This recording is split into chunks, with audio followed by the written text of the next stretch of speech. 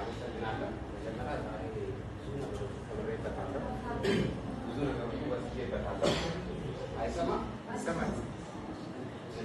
እያደር መጀመሪያ ይህንን እድል ሳገኝ ኮንስትራክሽን ላይ ነው የምሰራው። ከዛ ግን እፈልጋለሁ ተርኔት እሞላለሁ በየጊዜው ስክሮል ማድረግ ዝም ብዬ ማለት ግን እፈልጋለሁ አጋጣሚ በሆነ ሰው ከኢትዮጵያ ተደውለና አገኘ። ከዛ ስራም የለም በጊዜው በተለያዩ ምክንያት ስራ አቁመናል። እድሉን አገኘው። በቃ አሁን ስራ እስከሚጀመር ይሄንን ጎን ለጎን መስራት አለብኝ ብዬ ወሰንኩ። ሰኞ ቀን መጣሁ። ያሬድ ጋር ተገናኘሁ። ነገረኝ ሁሉን ነገር ስለ ፕሮዳክቶቹ ከስፓርና በቀር ምንም የማውቀው ነገር የለም። ገባሁ።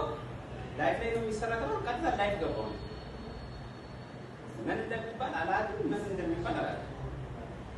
ብቻ ግን በቃ ይጠይቁኛል። በቃ ዋትስአፕ ላይ ይጠይቁኛል። ግቡ ከዛ ቶሎ ብዬ የሚልኩልኝ ዋትስአፕ ላይ ለሌላ ስራ እንደዛ እያለ ስራ ተጀመረ። ስራ ገባ። ከዛ ስገባ ሌላ ቀጥታ ሰልፍ የተነሳውና ያሬድ ያለበትን ተመልከቱልኝ። ከዚህ ጉድ አውጣኝ ነው ይሄ ፀሐይ እዚህ ከተቀመጥ እየሞቀ ነው፣ ኃይል እየጨመረ ነው፣ አልችልም አውጣኝ ብዬ ወዲያውኑ ነገር በማግስቱ ስራ አሞኛል አይደል? ሆነ ምክንያት አመቻቹ ምናምን አይተካለለ እና ያ ቦታ አይመጥነኝም። በቃ አውጣኝ፣ ገንዘብ የለኝም፣ ቤት ተከራይቼ መኖር አልችልም፣ ግን አንተ ከረዳኸኝ ግን እኔ መውጣት እችላለሁ ብዬ እሱ አወጣኝ። እንደመጣው ደግሞ ባለፈውም ዱባይ ላይ የሆነ ፕሮግራም ነበር።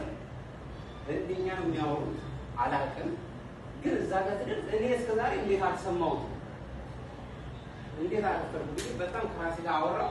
ከዛ ግን ቢራፍድን አሁን ማስተካከል ይችላለሁ ብዬ የመጀመሪያ ደሞዝ የእንትን ኮሚሽኔ ከደሞዝ እና 115 5 ቀን እንደዛ ነው የሰራሁት። በዛኛው ወር 115 ድራም አገኘሁ።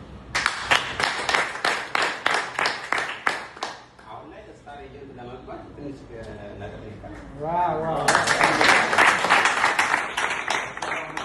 የበለጠ እየረዳኝ ነው። እዚህ ጋር ስመጣ ብዙ ነገሮችን እየተማርኩ ነው።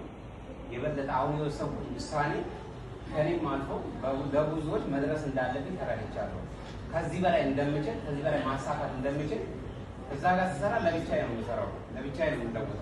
እዚህ ጋር ግን ለሰዎች መፍትሄ መሆን እንደምችል ተረድቼበታለሁ። ከልብ አመሰግናለሁ።